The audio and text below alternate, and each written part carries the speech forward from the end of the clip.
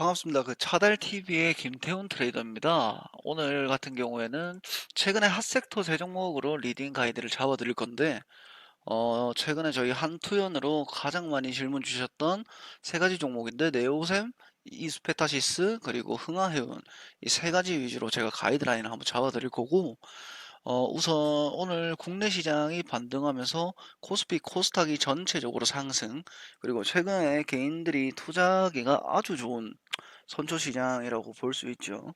왜냐하면 시초에서 어느 정도 달려서 나와주는 그 섹터들만 잘 잡더라도 사실상 국내 주식 투자에서는 하루 3%에서 5% 실현을 목표로 하시는 분들이 가장 많기 때문에 뭐 예전처럼 상한가를 잡겠다 아니면 혹은 뭐 시외를 보고 시외 물량을 계산해서 다음날 시초에서 어느 정도 단타 물량을 가지고 오겠다라고 하는 그런 이제 뭐 평균비 매매는 좀 많이 갔기 때문에 지금 같은 시장에서는 최대한 종목들 아마 물리신 분들이 꽤 많으실 거예요.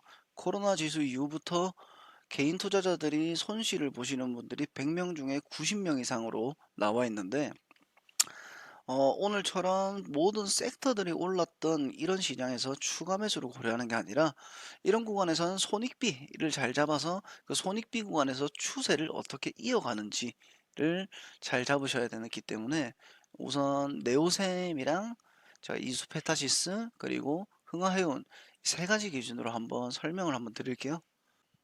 자 우선은 네오셈 같은 경우에는 뭐 워낙 유명한 매집주였죠 초반에. 보통 사람들이 2,200원까지 매집을 꽉 잡았다라고 하는데 여기서는 사실상 개인 물량은 거의 없습니다. 왜냐하면 이미 앞전에 네오셈은 누구나 다 아는 기관들의 애총하는 종목이었고 이 애총하는 종목에서 손바뀜 즉 2,200원 위에서부터는 외인들이 엄청난 매집을 했었어요. 근데 이때 들어왔던 게 NH농협에서 많이 들어왔던 대차장고 물량이 조금 많이 남아 있는데 지금 같은 경우에서는 대차장고 이런 부분들을 생각하기보다는 이제 CXL 이런 부분을 잘 봐줘야 되는데 자 네오셈 같은 경우에는 이전에 악재가 있었죠. 12일에 이어서 오늘 또 4.2만 주가 추가로 12 전환으로 추가 상장한다라는 건데 12 발행 같은 경우에는 기존의 주주분들한테는 되게 부담되는 악재 중에 악재죠. 왜냐하면 기업이 말 그대로 그 사채 빚을 못 갚으면 주식으로 담보 물량이 나와야 되는데 그러면 당연히 그 받았던 그 기업들은 물량을 들고 가지는 않겠죠, 오랫동안. 그래서 이런 부분들에 대해서 어느 정도 해소 지점이 있어야 되는데 네오셈 같은 경우에는 지금 해소 지점이다라고 보기보다는 이미 상방에서 추세 파동이 나와서 추세 파동이 꺾이는 차트이기 때문에 이 추세 구간을 잘 잡아줘야 돼요. 보면 미국 정부가 이제 대규모 반도체 생산 시설을 투자를 하고 있는 저희 나라의 삼성전자의 반도체 법에 따라서 보조금 지원을 해주기로 했는데 이게 오늘 호재가 되면서 반등갭이 나왔고 이제 네오셈 같은 경우에는 SSD, D램 검사 장비를 이제 글로벌의 점유율을 1위로 잡고 있는 기업 중에 하나로 글로벌 시장에서 상업화한 유일한 CXL의 대장주라고 보시면 되는데 CXL 자체가 왜 올랐느냐 이거를 잘 봐야 된다라고 보면은 CXL 같은 경우에는 CXL의 뜻 간단하게 보시면은 이제 컴퓨터를 연산하다라는 뜻인데 이거 자체가 이제 고성능 서버 시스템 슈퍼컴퓨터들이라고 하죠. 그런 컴퓨터들의 CPU와 함께 되는 가속기, D램, 저장 장치 등을 효율적으로 활용하기 위해서 차세대 인터페이스를 잡아주는 거라고 보시면 됩니다. 근데 이 CXL이 어느 정도 상용화가 되게 되면은 사실상 반도체 전체적인 이슈로 묶이기 때문에 이런 부분에서 미국이나 혹은 뭐 저쪽 이제 앞으로 투자받을 호주 쪽에서 아주 큰 이슈로 볼 수 있는 거죠. 그래서 현재 주가 상태가 사실상 전고점에서 물량 자체가 조금 많이 들어왔는데 이 물량 자체가 좀 많이 부담스러운 구간이다라고 보시면 되고 이 물량이 부담이스러우면 자 개인분들 같은 경우에는 이 물량에서 엄청나게 많이 매집이 들어오셨을 거예요. 근데 이미 고점에서 한번 무너지는 추세가 출현이 되었고 거래량도 똑같이 출현이 되었습니다. 근데 현 주가에서 되돌림 추세, 즉 지금 구간에서 상승 추세로 가줄 수도 있겠지만 이런 부분들은 아무래도 이슈냐 재료를 많이 모아서 터트리는 게 아니라면 조금 많이 어려운 상태이긴 하죠. 조금 길게 보실 분들이나 비중이 적으신 분들 같은 경우에는 이제 하방에 볼벤 딱 잡아주시고 9,200원 정도로 이탈 체크를 해주시면 되는데 그 근방에서 추가 매수 그리고 이탈 시에는 추세를 돌려줄 시간과 과정이 너무 오래 걸릴 걸로 보이기 때문에 이 구간을 딱 이탈해 준다라고 하면 저는 무조건 손절을 추천드리고 내일 금요일 마무리 주봉이죠. 마무리 주봉에서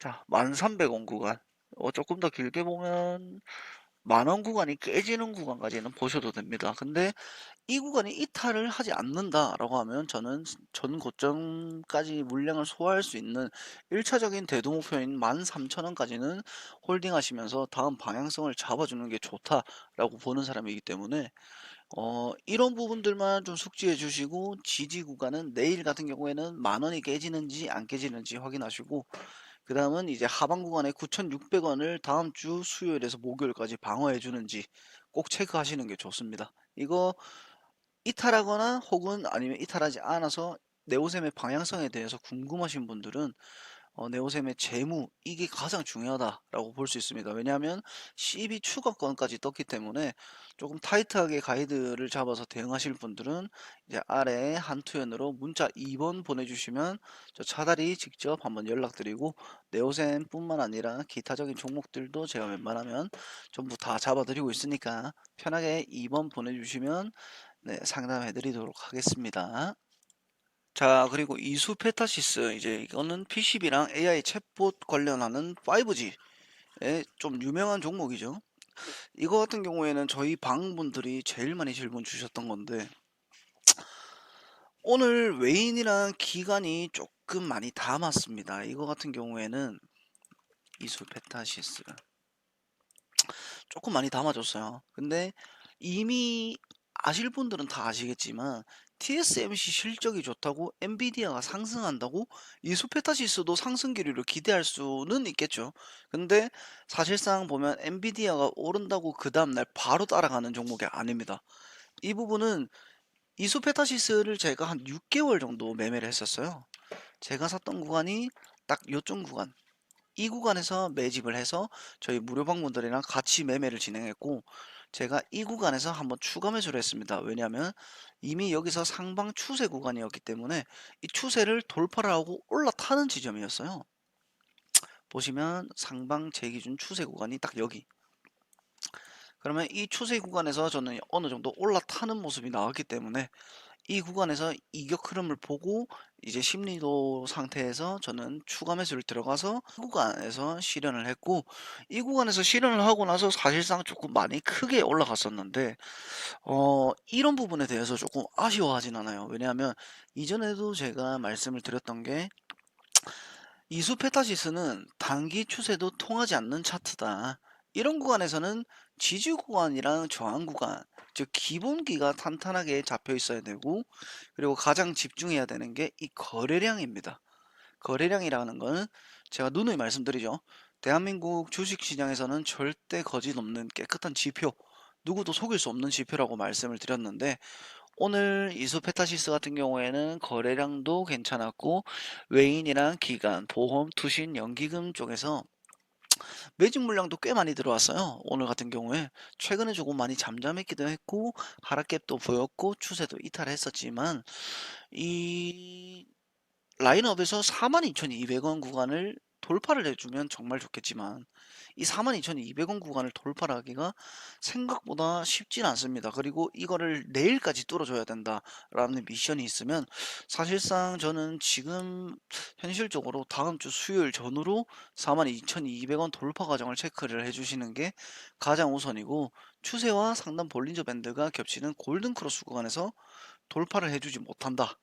그러면 이 구간에서 저는 아무래도 손절을 각오는 할 것 같아요. 왜냐하면 이 위에서 사신 분들은 정말 애석하지만 어저께까지가 추세 구간에서 잡아주는 일정 추가 매수 구간이었어요.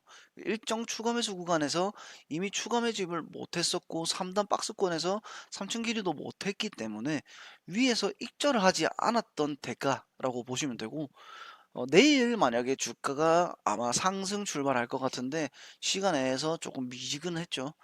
이 상승 출발해서 5분봉 기준으로 한 분봉이 꺾여준다라고 하면은 그때는 저는 내일 추가 매수 진입할 것 같고, 제 아무리 이슈가 좋고 기업이 탄탄하다 해도 유통 비율 대비해서 대주주 지분, 이수페타시스 같은 경우에는 대주주 지분이 꽤 높죠.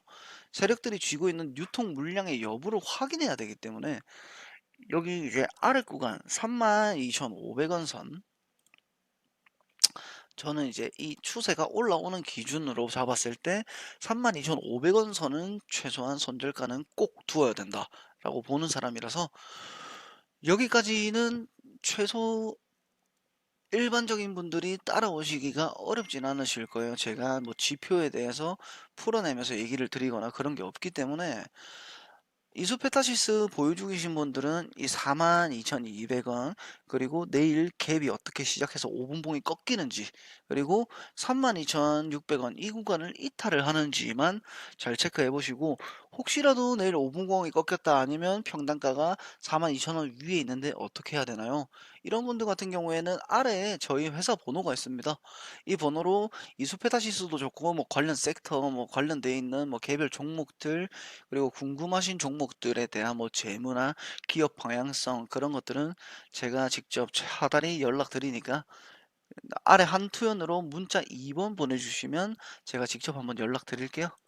자, 흥하해운 이거는 오늘 시외에서 조금 올랐죠. 한 1%에서 1.5% 사이 등락이 있었는데, 이거는 뭐 흥하해운은 사실상 앞전의 이슈들은 뭐 필요가 없죠. 지금은 호르무즈 해협의 봉쇄권으로 인해서 상승을 만들었던 건데, 이란과 이스라엘의 중동 갈등으로 인해서 이란이 호르무즈 해협 봉쇄 카드를 꺼낼 가능성이 꽤나 높습니다.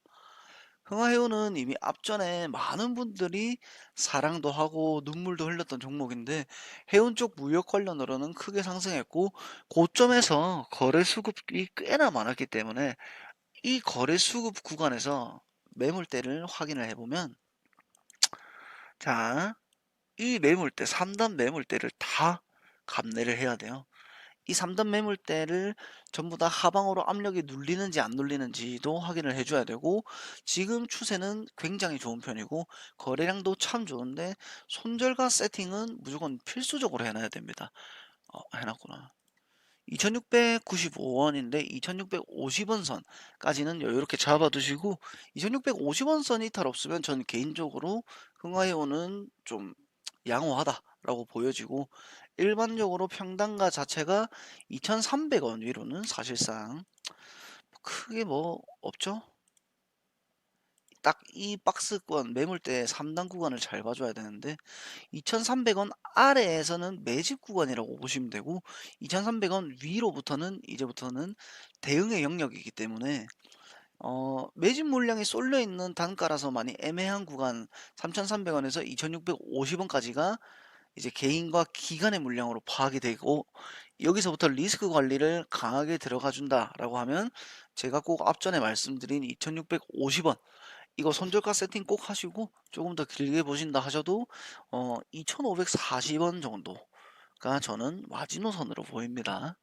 2,540원 선이 이탈하게 된다 그러면 언젠간 오르겠지, 모르겠다 라는 투기 방식으로 주식 투자는 웬만하면 하지 마시고 꼭 리스크 대응하시길 바랍니다.